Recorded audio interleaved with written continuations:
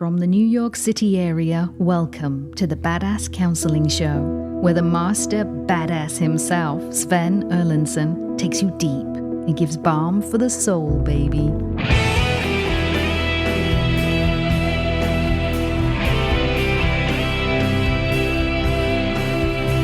This is the Badass Counseling Show, and you have reached the team here, and it is great to have you here. Whatever part of the world you are checking in from, be it Asia or the Scandinavian countries where it is still a little bit cold, it is great to have you here.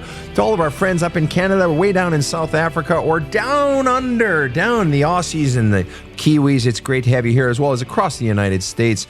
I am joined in studio by my dear friends, KC over in the booth, and we've got our production assistant, Sophia the artist. Say hello, Sophia. Hello, Sophia.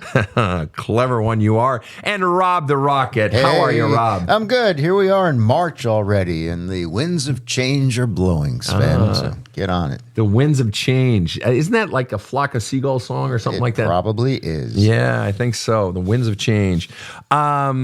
The winds of change. Yeah, man. It's impossible to take you seriously while you're singing, but don't worry. Hell, I have a girlfriend who would say and 5 older brothers, 4.5, whatever, who would say about 3/4 of the time I open my mouth, it's hard to take me seriously. Oh, no, not that. All right, fair enough. Rob, we have a great story that I think a whole lot of folks can identify with today. It's a cheating story. Tell us about Suki. Happy to, Sven. Suki wrote in, and in the subject line, she wrote, "I love him, but ... And the message was, I'm reaching out because my husband cheated on me for 6 years, starting when our daughter was battling cancer. Despite the pain, I chose to stay because I love him and wanted to work on our marriage. Over the past 2 years, he has actively sought help through your podcast, therapy, EMDR, and journaling, demonstrating a genuine effort to change. However, despite witnessing this commitment, I still struggle to trust him again. I feel terrified and uncertain about how to begin rebuilding that trust. I would appreciate any guidance you can offer." Suki, great to have you on the show. Hi, Sven. Hi. All right. We are going to do sort of a rat-a-tat, rapid fire, a couple of questions here just to bang out some basic information. And then we'll dive into a bit more of the meat. Your age? 33. 33. Husband's age? 36. Okay. How long have you been married? We've been married since 2019, and we've been together since 2012.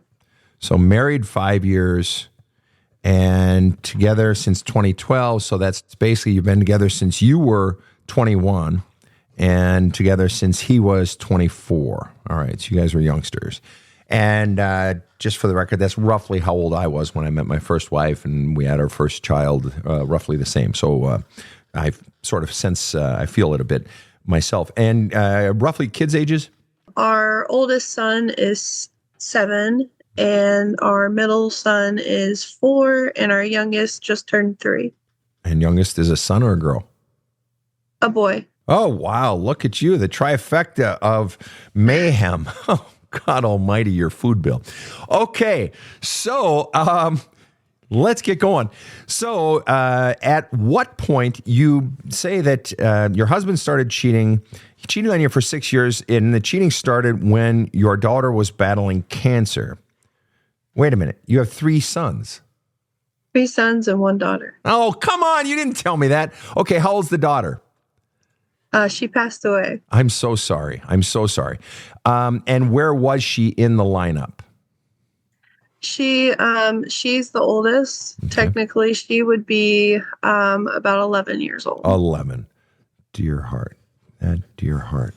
Okay. And so she was born then 1 year into the relationship. And how old was she when when the diagnosis started and the treatment started? So she was about 13 months when she first got diagnosed. Treatment started right away. Mm-hmm. She was in remission a month into her treatment, and which shocked everybody. They didn't expect her to live through the night. Wow. So she amazed the doctors, and she fought really hard for about 18 months, and then she got a secondary cancer. Oh. And that was a more aggressive cancer. She also had something called the cold sore virus because her immune system was knocked down from the chemo. Right.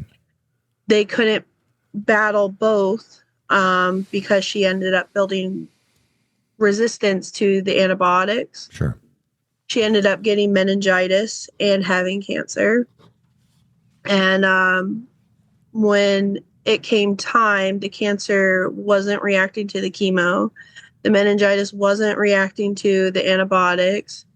And January 2017, my husband and I, we had to pick how she would go. Whether the meningitis or the cancer. Obviously, we chose the cancer because it would have been less painful. Wow. The doctor said we wouldn't have been able to make her comfortable without overdosing her if it was the meningitis. So then she was 4 years old then when she passed? She was 2. Oh, I did bad math there. If she would have been 11 today. She was born in 2014. Oh, I had her in 13. Okay, 2014. I see. So she was coming up on her 3rd birthday. Gotcha. Yeah. And okay. And then, so in what year did your husband start cheating? He started cheating about halfway through her treatment. Okay. So that means he started cheating. If we were to put a year on it, that would mean that he started cheating in 2015, 2016? No, I think 2016 is where I found it. 2016 is, you said, where I found it. Yes. Oh, whoa. Forgive me. What do you mean, where I found it? So when I found out originally, I had to know everything. So I went through all his emails and everything, and I found as far back as 2016. Oh, you see, the interesting thing about your language, you said where I found it. See, I would have thought if there were conversation about him cheating, and he gives this, you tell this really lovely story of over the past 2 years, he has actively sought help through your podcast, therapy, EMDR, journaling, demonstrating a genuine effort to change. I've changed. Lordy Jesus, I've changed.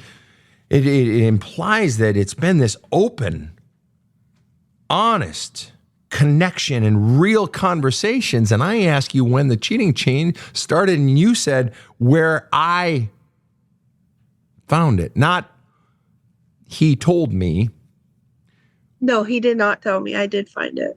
Okay, but I guess what I'm asking is, what has he said since then? Since you initially found it, which I applaud you for, and it sucks that you had to do that work. Has he since owned it and owned the dates? Yes.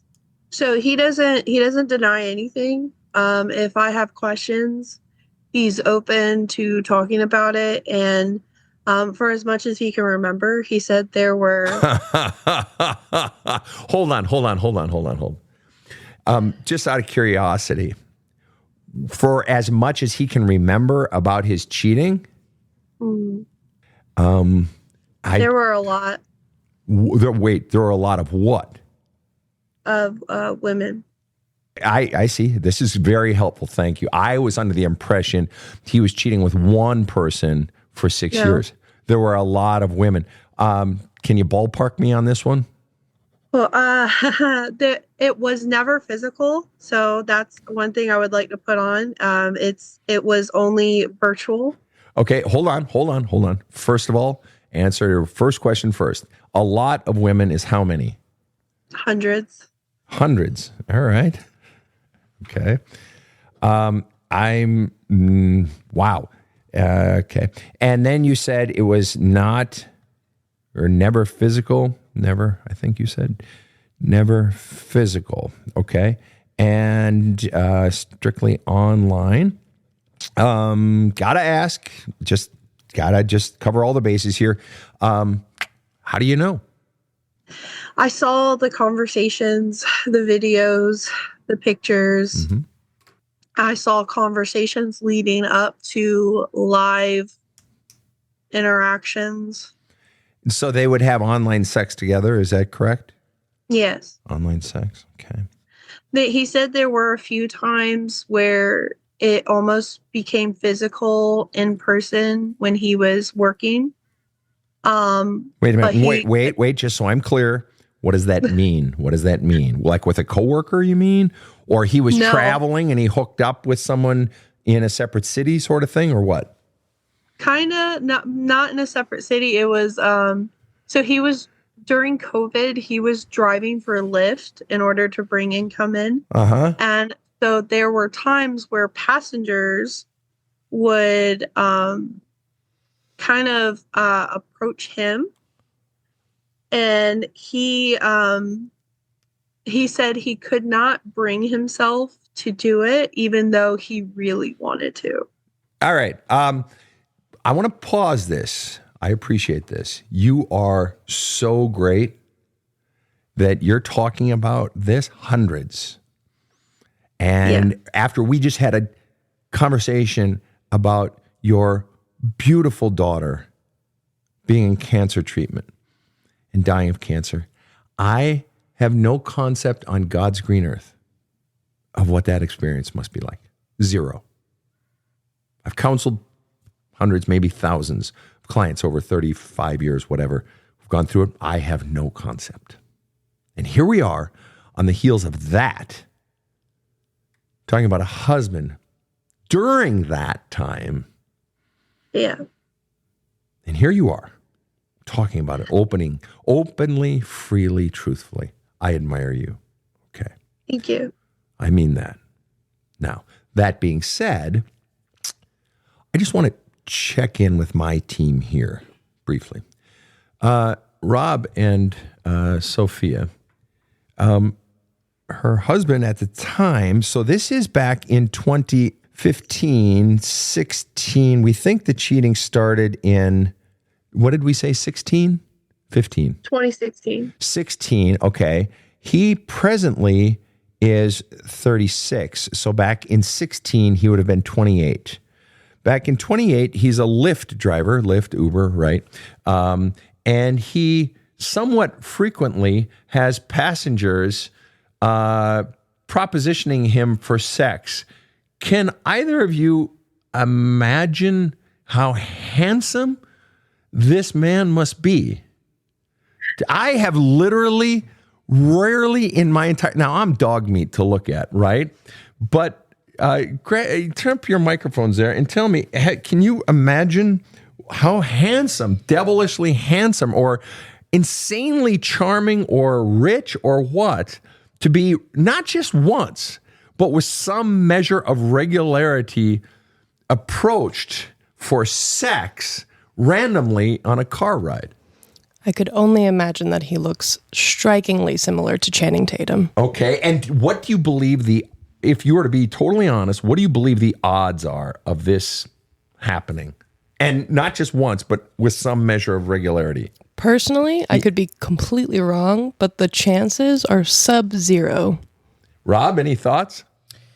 Yeah, I don't mean to make light of this, but the chances, I mean, there's a chance that he's not actually physically cheating. I mean, there's a chance your golden retriever will kill you. It's not zero, but it's, not likely. Right. And then the other question I was asking about being regularly or semi-regularly propositioned to have sex by people who are riding with you in your Lyft vehicle. Yeah, it's hard to imagine that something else didn't happen, given that there are hundreds of women. I feel the pain. I understand the pain. Yeah. I have experienced this pain. All three of us have. It's not about me. Yep. This is about so many people that have been through this, and they don't want to see it. They absolutely don't want to see it, and it takes someone from the outside to see themselves as others see them. That's right. And really look at the extremely likely truth, and I'm so sorry. Yeah, Suki, the reason I brought in the team here, and Casey is nodding her head in agreement in the booth. All four of us have been cheated on. Okay, that is not, you losing a child is an extraordinarily uncommon experience, and thank God it's uncommon. You wouldn't wish that on your worst enemy. I know that. No. But being cheated on, unfortunately, is a common experience, sadly. And not a one of us buys it. First of all, I don't buy that he was being regularly propositioned as a Lyft driver. I don't buy that. I just don't buy that. I think I don't think it was regular either. Even once. I've been propositioned. Well, I don't need to go into that. That's not the point. Rarely by women. Do you know how I assume it's by women, or is he saying men? Well, no, there was a man one time. That I would buy, because men are aggressive. I buy that. I don't buy the women. That there would be women. Well, I just don't buy it. Anyway, not the point. The point is this. Let me ask you this. In those emails and sex chats and sex that he was having online, let me ask you this. Does it list the geography of the person that he's connecting with there? Sometimes, yeah. And were there any geographies within roughly 100 miles of you? A couple. So the one that made me angry the most was a woman in our same city. And they were trying to meet, or she was trying to meet him. But wait. He was trying to meet him? No, she was trying to meet him. Got it. Yeah. And he was just trying to get keep it virtual, but he wasn't saying that to her, so he was kind of pulling her along. And I read the messages, so I know that this is true. He said he never had intentions on meeting her.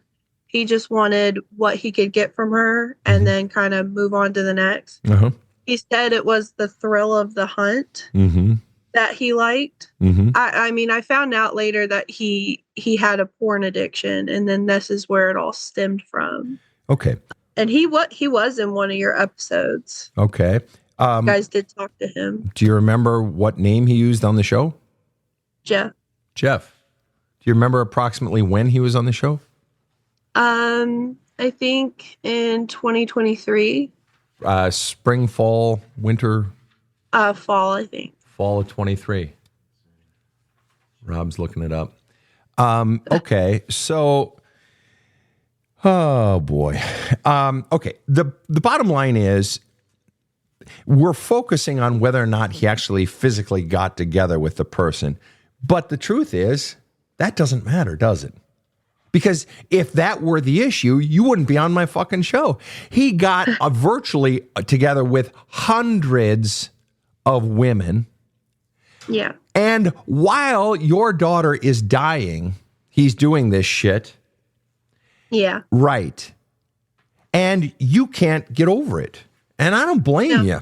So the fact that he didn't claims, which for us on the team, we don't buy it, but whatever.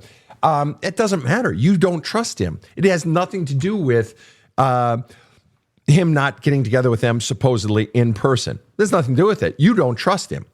So we don't even need to focus on whether or not it happened in person. I think it's a bullshit, fat fucking lie. But whatever. Rob. Back in December of 2023, we had a guest named Jeffrey.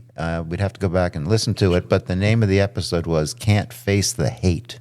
Yes, that's him. That's him. Oh, wow. Now I got to go back and listen to it. Okay.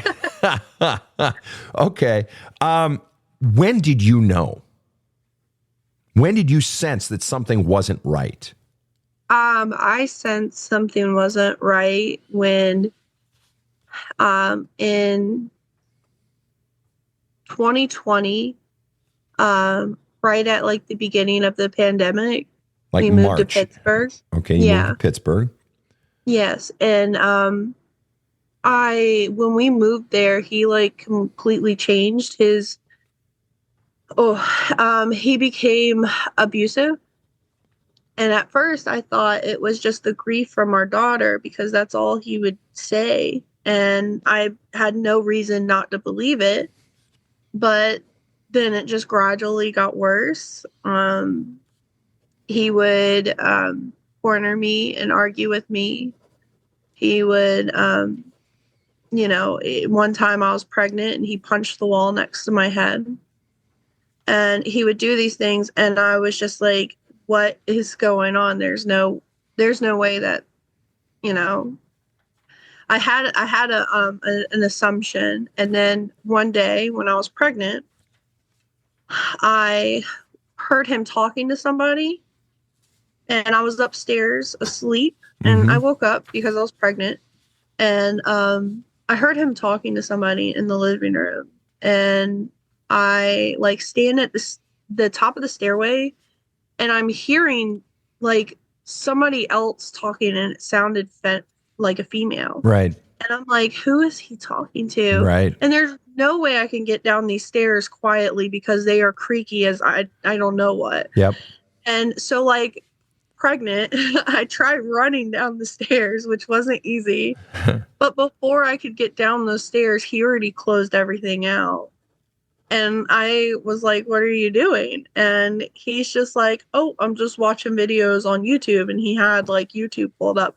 But I was like, no. Right. I was like, something's not right. Right. And so from that point on, I had like this sense that there might be something, but I had no reason to.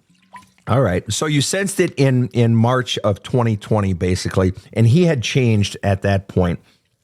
And he was physically intimidating. You said he was abusive. Was he verbally abusive too? Did he say mean things? And what was the worst thing that your husband ever said to you? Single worst thing that ever hurt you the very most? I asked him why we can't be intimate anymore. Yep. And I was very upset. And I was like, why do you prefer porn? Because that's what at the time what I thought it was. I was like, why do you prefer porn over your wife? And he said, because it's easier. Because it's easier, and that hurts. Yeah, of course. And did he, any other things he said to abuse you verbally? I mean, he was physically intimidating, no doubt about that. Was he anything that he said verbally to abuse you? You're stupid, bad person, or any verbally abusive things? There wasn't anything specific, but just kind of how he made me feel. Were you ever abusive towards him, verbally or physically or sexually or financially or anything? I don't think so, no. Fair enough. Okay. We are going to come right back to Suki and this rather interesting story right after this short break. Why do we sometimes feel as though we are constantly reliving the same story with different partners? What binds our traumas to our fantasies? How do the traces of significant events from our lives influence our erotic preferences? Can we ever free ourselves from the imprints left by our past? You can find answers to those and more in PhD Canadian professor Michael Doris's latest, The Little Red Book on the Origin of Your Sexual Fantasies, available on Amazon. My best friend made me listen to some podcast, said it had blown her away. So we listened to a lightning round of the Badass Counseling Show together. All I can say is, wow. First podcast I'd ever listened to. Now it's my addiction. If you haven't done it yet, you need to subscribe to the Badass Counseling Show. This show provides soul counseling intended to entertain and inform and is not medical advice.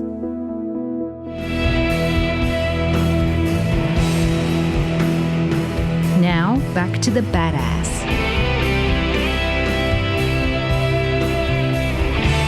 And we are back with the Badass Counseling Show.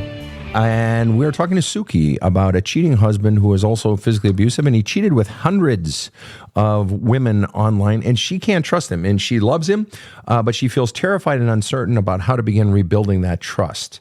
Suki, why did you decide that you wanted to continue working on the marriage despite the pain? Well, when I found out, it was obviously a shock. And I remember just being filled with rage. And I didn't make that decision spontaneously. I took probably about 2 weeks thinking on this because we have children together. Like I thought about uprooting my life, like what it would be like to leave, what it would be like to stay. Yeah. I weighed pros and cons of everything. Yeah. And like all different kinds of routes that I could take. Understood. And so in the end, why did you decide, boil it down to one sentence, why did you decide that you wanted to continue working on the marriage despite the pain? Boil it down to one sentence. Love him. But okay, because I love him, but then you just got done listing and making a list of all the things. Gosh, we've got the kids together, and gosh, it'd be so hard to unwind it. It almost like it's like you're saying it'd be such a pain in the ass to have to end it and start over. But then you say, well, it's because I love him. Which is it? Or let me ask you this. Let's ask a better question. Rather than going either or, what percent is it, gee, I love him, and what percent is it would be a colossal pain in the ass and hard to end it and start over? What percent? Is it 60-40? Is it 20-80? What is it? I think it's definitely that I love him. What percent? Because it's a little bit of both, because you listed all these other fucking things. So obviously it's partly that. I want to know what percent is it all the hard things? That's the reason I stay, because I don't want to do all those hard things. And what percent is it that I love him? I'd say probably 60-40. 60, and which percent is 60? Love? Love, yeah. Okay, 60. So the fact that it's all the hard things is still a pretty big number. Now, just out of curiosity, if I didn't let you choose 60-40, if I forced you to choose some other numbers instead, what numbers would you choose instead? Or if there were some other numbers that were slightly more accurate, let's put it that way. If there were some other percentages that were slightly more accurate than 60-40, what would they be? Maybe 70-30. 70 love? Yeah. Fair. So it's somewhere between 60-70% love and 30-40% hard. Okay. So then when you say, I decided to work on it despite the pain. So you found out in 2020. See, this is the really interesting thing. You found out in 2020, and we discover, had been cheating since 2016, 15. Well, I found out in 2022. Oh, okay. I found out in 2022, and he had been cheating since, 2016? Yes. Okay, so you find out, you found out when COVID started, 2022. And so it had been 6 years, you discover, after you did all your research, which you had to do. He didn't openly fess up about it, did he? No. Okay.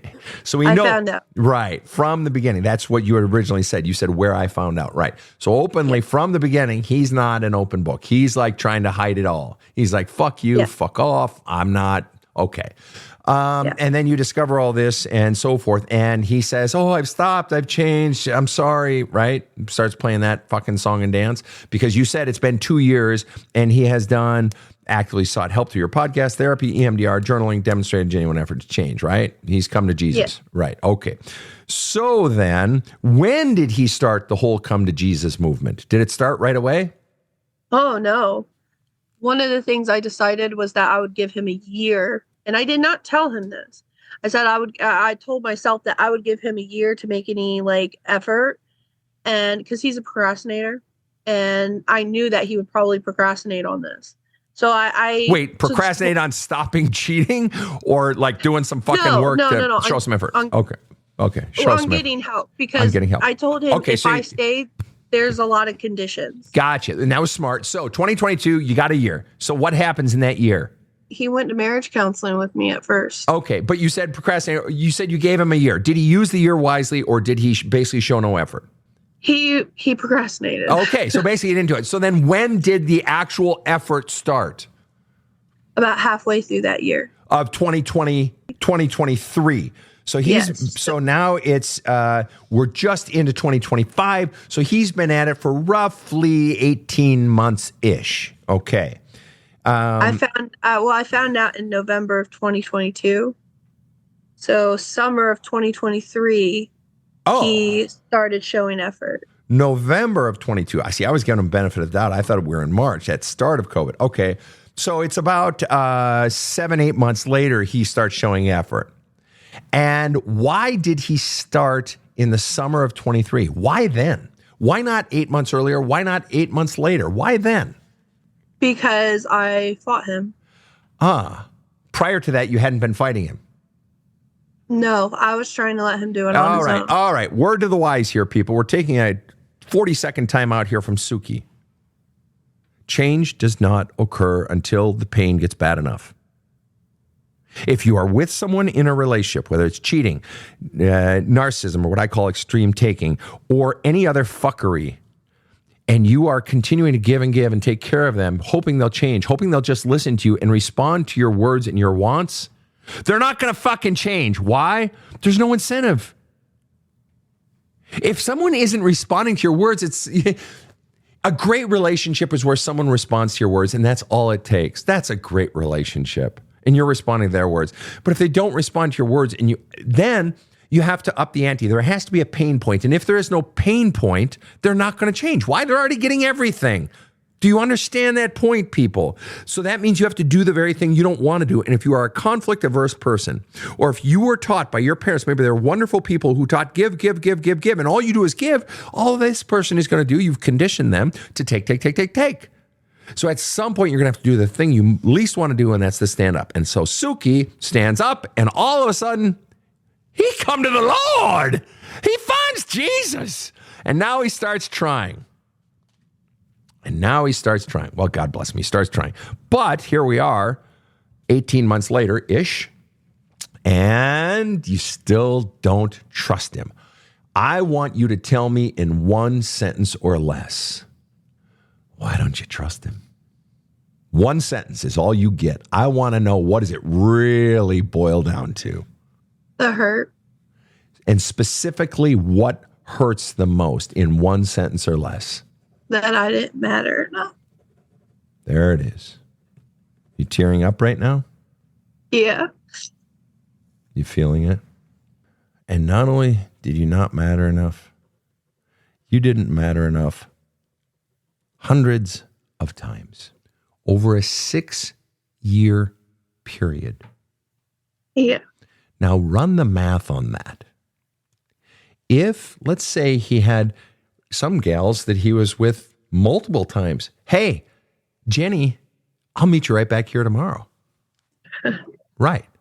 That means it potentially, if he met hundreds, let's say, I'm going to choose a random number, 300. And let's say on average, he met with each of those 3 times. That's just the average. I'm just playing with numbers here. That's 900. Over 6 years, there are 365 days in a year, right? That's 1,800, 1,900, whatever. We're talking about, roughly every other day, every third day or more. It was a lot. Yeah, you didn't matter. And, and that's just egregious. That's heinous. But it's heinous-er now. I have no doubt at all. There was extreme amount of pain in your husband when his daughter was dying.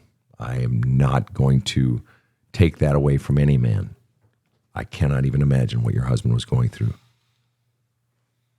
But the simple fact of the matter is, and the tragic fact of the matter is, for as rare an occurrence as a dying child or a child with cancer is, there are a lot of children who have cancer every year, sadly.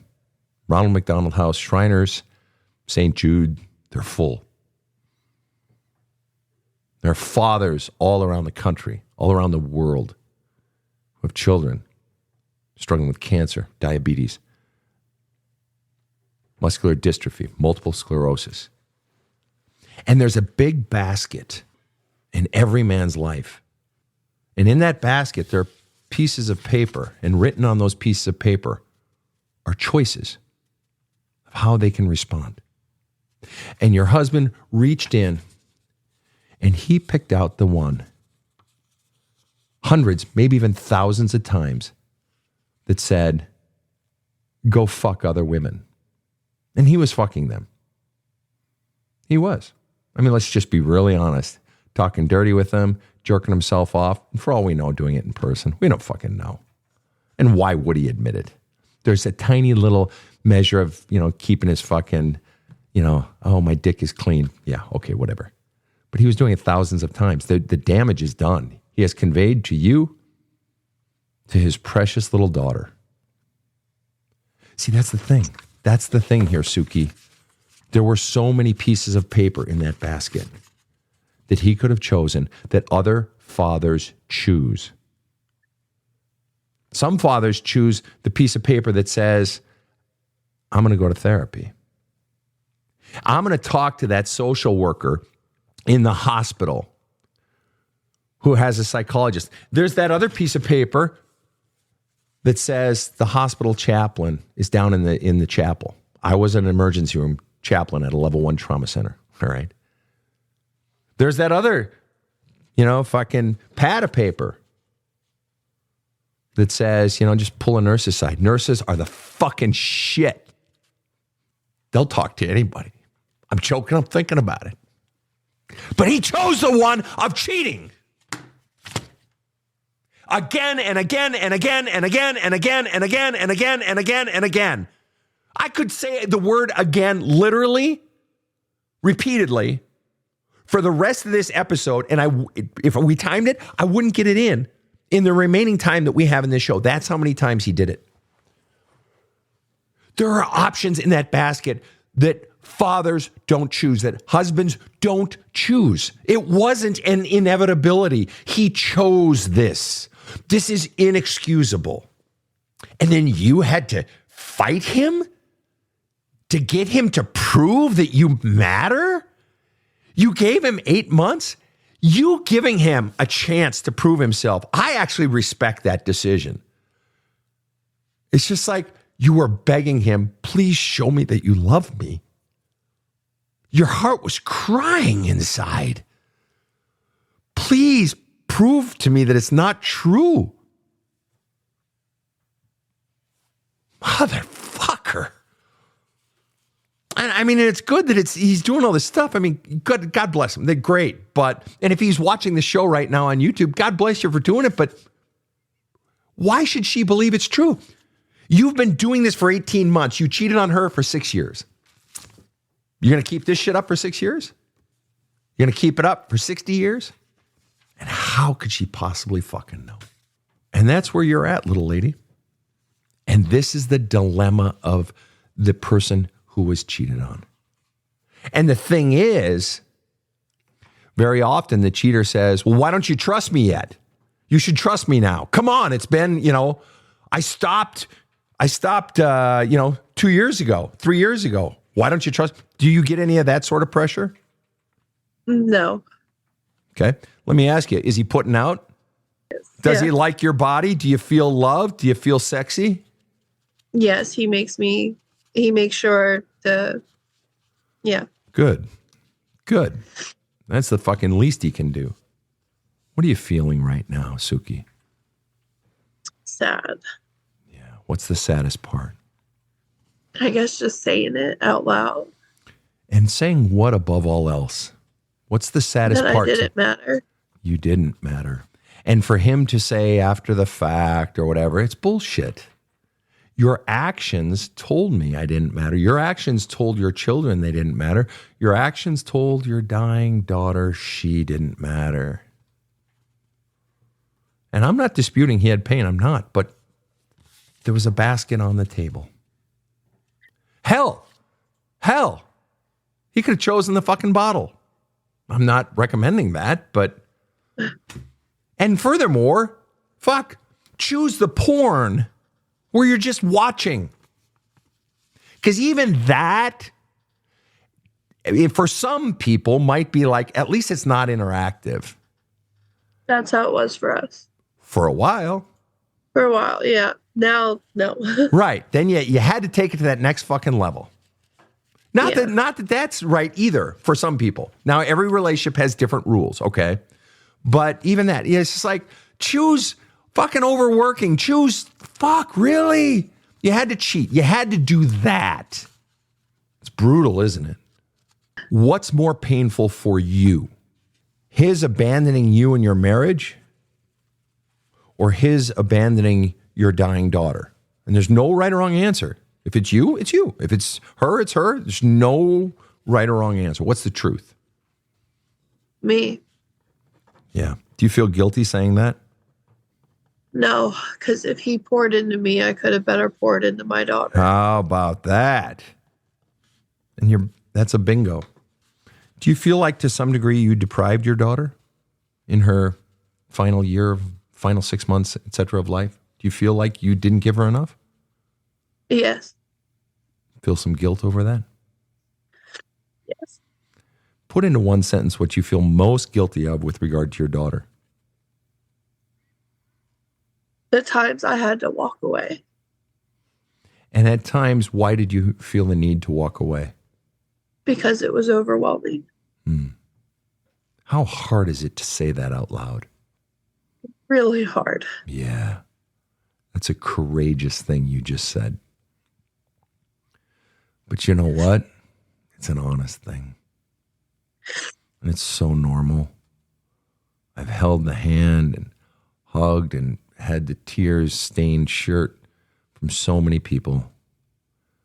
Someone who's dying, a child who's dying, who have said that or something very similar. And the truth is, it just is. Sometimes we're so worn down and I have to take a nap. I have to get some sleep. I have to eat. I have to breathe. Similarly, a dear friend of mine, it's unrelated, but it's related. A dear friend of mine said that she got one piece of advice from her mother when she had her first child. Her mother, who was born, I think between World War I and World War II, her mother said, if you're ever overwhelmed as a mother, put your baby in the crib. You know, maybe the baby's crying, going nuts, and you're just losing your shit. Put your baby in the crib, pull up the edge of the crib so the baby's going to be fine. Go out of the house, take 15 minutes. Leave the baby in the house. Baby's going to be fine. Breathe. Just get the fuck out of the house. Then go back when you've cleared your head. Now, nowadays, people would think you're fucking insane for saying that. But it's sort of the same as what you're saying. There are times in life when we are overwhelmed. Your husband was overwhelmed too, I'm sure. But there are good responses and there are bad responses. You walking away when you're overwhelmed is an absolutely normal response. It's a normal feeling. Him cheating on you is not okay. No. Him saying, honey, I got to go home and get a night of rest after a day of work and then being at the house, I'm just worn out. I'm going to take the kids home. I'm going to put them to bed and I got to go to bed. You okay with that? And you'd be like, yeah, sure. He said, I'll come back and I'll be with her in the morning or whatever, where you feel like you're working on a team or whatever it is. But, I got to go, spend all this time with these other women. No. Just out of one side question. Were these the type of online hookups where money is being spent? Yes. Gotta ask. And I have to believe you have a number for me. Yeah. What's the number? It's over $1,000. And is it safe to say that in your household budget, $1,000 is a lot of money over 6 years? Oh, yeah. Oh, yeah. Motherfucker. And the worst part, though, still is that you didn't matter enough, isn't it? It's not the money. And yes, it hurts that he wasn't there for your daughter and for the family. And all this stuff hurts. But in the end, it's that you didn't matter enough to him for 6 years. And actually, that's not true. 6 years plus the time after where he jerked off and didn't lift a fucking finger to do anything. Yeah. Right. And the problem is that now it's nice to see them all doing all these things and you feel important. You feel like you do matter, right? I mean, at least it's nice to see, right? Yeah. But who the fuck knows if it's real? Who the fuck knows if it's a chimera, if it's just like a phantom, if it's just going to fucking disappear once the pressure is off. And so you came to me asking for guidance. And I'll be very honest with you. The answer is in you, deep. But you won't get to it until all of these fucking feelings come out. All of it. All of it. Because all of these feelings, we tapped into sadness today. We tapped into massive rejection. And the thing that we didn't tap into that would naturally have to be there is rage. I'm sorry, somebody cheats on you for a few months, let alone 6 years, hundreds of people, $1,000 while your daughter's saying, fuck off. If you are a sweet person, sweet people are sweet, but that just means you haven't tapped your rage yet. And if you don't tap that rage, you're lying to yourself. You don't ever have to rage at him. I don't need you to rage at him to heal. But you have to get your fucking rage out. Now, you kind of got a smile on your face that listeners can't see it, but what's the smile? I am angry. Oh, fuck yeah, you are. What do you hate him for most? In one sentence. For abandoning me. That's right. So what you need to do is this, and this. And I'm going to tell you, you need to start writing him letters that you don't send. Maybe you've done it already, but you need to write more because there's more there. You need to put in there the rage, the sadness, the longing, because you still love him. And that's really what's keeping you stuck is the loving. And I'm not saying you should move on from him. I'm not saying you should stay with him. That's not my call. Your own soul deep inside of you knows what your answer is, or it will reveal. But you're not ready yet for the answer because you got all this feeling, all these fears that have to come out, and they're tapping. What they're pecking on is the feelings and the thoughts you were taught about yourself way back there. Have you read the book yet? There's a Hole in My Love Cup? Yes. Okay, good girl. Did you do all the journaling exercises and so forth in there? Yes. Good girl. Okay, so what you need to be doing then is you need to be journaling on all of this shit, but especially writing letters to him. Have you written letters to your daughter? No. Okay, you need to do that as well, for sure. But you need to write letters to your husband that you do not give him, and in no way should he be able to find those. So if you need to burn them or shred them or flush them down the toilet or whatever, or hide them in encrypted files, though I wouldn't do that because he's so fucking sneaky over 6 years of hiding hundreds of women. Who the hell knows if he'll try to tap into your computer? I don't trust him at this point. 6 years of sneaking around with hundreds of women, claiming it never got it in person, which really doesn't matter. I wouldn't trust him, and you have every reason because you only have a year and a half of changed behavior, which you had to put his feet to the fire to get him to do. So in all the time until your heart is ready to trust him, you're trying to force the trust. You can't force trust. Trust is just earned over time. It's one foot in front of the next. He has to prove it day in and day out. In the meantime, all of your pain, your fears, and your bullshit beliefs that you've been taught about yourself by him, and not to mention way in your past, all that has to keep flushing out. Your job, you have to change you. Doesn't matter if he changes or not. You have to change you, because even if he does change, you haven't changed because you still have all that shit inside of you. Does that make sense? Yeah. All that has to come out. Let me ask you a final question for you before I ask these slugs over here what questions or thoughts they might have. Let me ask you, what is the final question you have for me? I don't think I have one. Then what's the biggest thing you're feeling right now? Angry.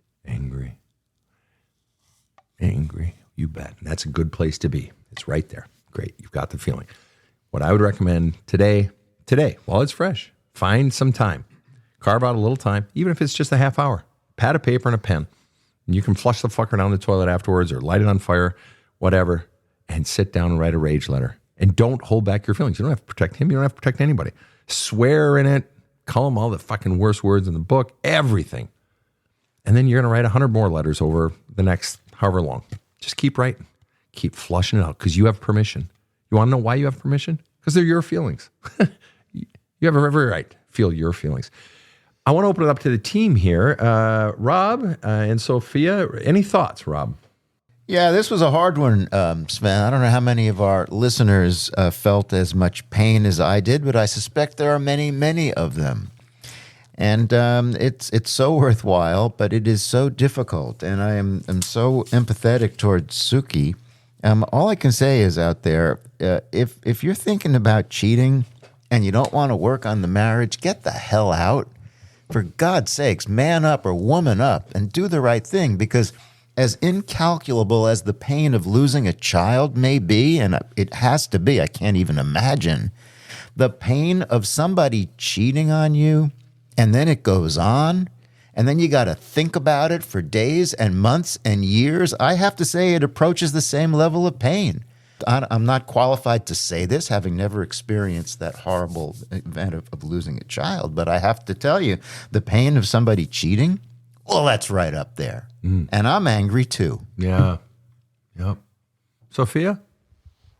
I definitely don't blame you for feeling anger and not being able to trust your husband, Suki. I have been there and I totally empathize with you, and I hope that you're able to flush out everything that you can.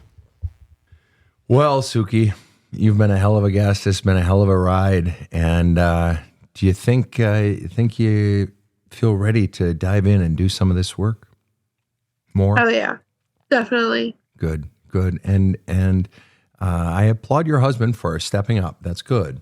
And just count on the fact that the trust isn't going to come quickly. All right? Because the breach and the tearing down of the relationship took a while, and the trust is going to take even longer. But the most important thing isn't whether or not he changes. It's whether or not you change yourself. Not that you are the cause of the problem. Absolutely not. That's not the point. The point is you've got to get all your stuff out regarding your daughter too, and all your rage and all your sadness and all your love for your husband, and then see what's under there. And it'll reveal itself. It always does. It's going to take time for you to get all that stuff out. It doesn't have to take forever. But the more you get it out, the more your path will become clear. And don't stay in a path just because you're afraid, oh, gee, it'll be hard to start over or end this relationship, or gee, it'll be hard on the kids. The kids will recover. It's worse to keep them in a relationship that isn't loving, because then you're conditioning them that this is what love is, and they'll reproduce unloving relationships later. It's better to be from a broken home than grow up in a broken home. So if you at some point discover that you want to move on with your life, but I really am afraid to, because gee, it would be hard, you can do it. I mean, for fuck's sake, you went through the hardest thing in human experience, the death of a child. I think you can go through the breakup of a relationship. You're a tough broad, and I respect the hell out of you for it. So thank you so much for being on the show, Suki. You've been just a lovely, lovely guest. Thank you for having me. Pleasure was ours. And to all of our listeners around the world, on behalf of my team here, KC in the booth, Sophia the artist, and Rob the rocket, have a kick-ass day. The Badass Counseling Show is strictly copyrighted. No copies may be made without the express written consent of the Badass Counseling Show, LLC. The Badass Counseling Show is produced by Karen Camparelli and Robert H. Friedman. Executive producer Sven Erlandson. Original music by two-time Emmy Award-winning composer Trevor Morris. Have a kick-ass day.